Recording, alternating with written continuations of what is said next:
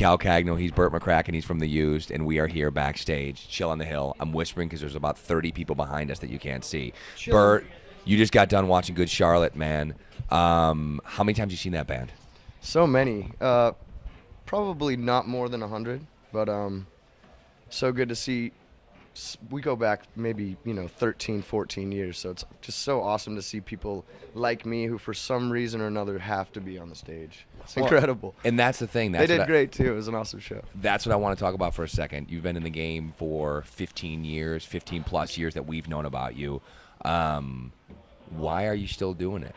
I mean, what is it that makes you get up every day, make music, play shows? We first and foremost, we love music, and second, we understand the importance of music on a global scale and how it helps people on individual level.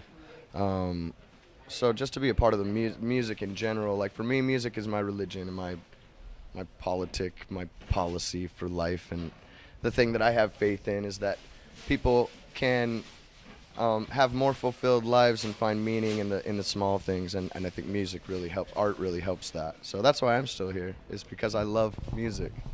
When you're playing shows and you see someone singing back at you, is that what pumps you up? Is that hard for you to watch people do that? Is it weird to think that a song that maybe that you came up with in a studio or maybe in your room playing the guitar or just something simple means that much to somebody? Can you kind of wrap your head around that?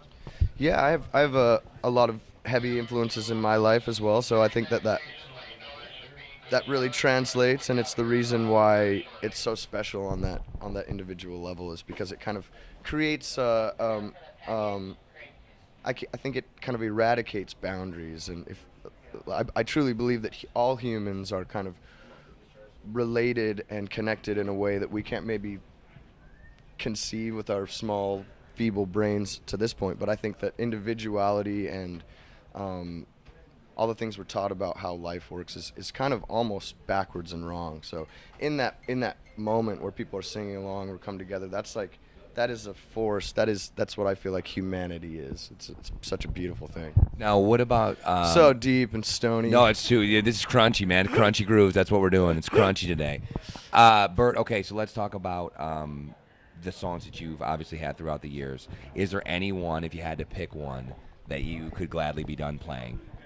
Is there anyone that you're like, okay, dude, I'm officially done playing that song? Now, I know you probably still play it. Yeah, no, But is there anyone that you're like, okay, I'm never playing Blue and Yellow again, which is my favorite? No, one of my favorites as well. Okay. And we've been doing these first and second record anniversary shows, so we've been playing the records full in their entirety, and I think that I've thought about that question quite a bit, and I don't think that there's one song that we've made or recorded that I'm just sick of and never want to hear and never want to play again. So that's a good feeling. I feel like with some bands, though, I think that's very selfish, and especially following up on your answer about, bringing music together and bringing people together, to take that away from somebody who, came to the show because you're sick of doing it. This might be the first time they've ever seen you play. Right, and it means something different every day, really. Like especially for what we wrote it about 15 years ago, say The Taste of Ink, for example, being about kind of how it feels to be a teenager and not know where to fit in and not know what's going to happen next and blah, blah, blah. But 15 years later, it's about freedom. It's about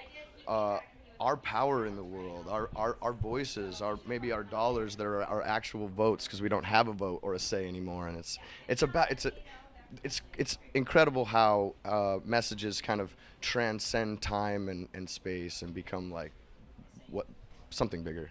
Now, you talked about 15 years ago writing a song. Like you said, you're a teenager, you are in a certain spot in your life. What's the most adult thing that you do right now that people would be surprised by? I'm a dad, so that's as adult as it gets.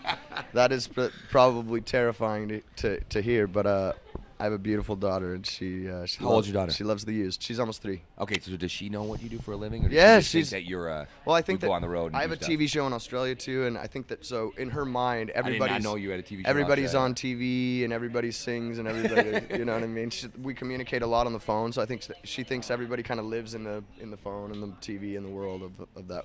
But she's now starting to understand a little bit more, like, that's not Daddy's band. Daddy's band, I like Daddy's band. That's not Daddy's band. Just getting a little subjective. That's good. It's nice. She's forming her own opinions about music. Yeah. Okay, so tonight's show, you have obviously way more music than we have time. What have you? What can we expect? Obviously, this is going to air.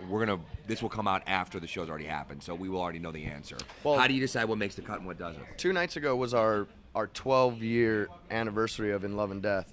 And since we've been on this first and second record cycle, we're going to kind of stick to the old classics for the old school fans, Okay. and put on a show that kind of brings people back. We tell people, and I say it on stage, you're obligated to be your childlike self. That's once awesome. again, with unadulterated, furious enthusiasm, and we can just forget about Facebook and Instagram and how fucking cool everybody thinks they are, and just get lost in the music. Like Eminem said, Mon Spaghetti. Burt McCracken from the U's. There's no other questions we need to ask. When you end with a Eminem blast in Detroit, there's nothing wrong with that.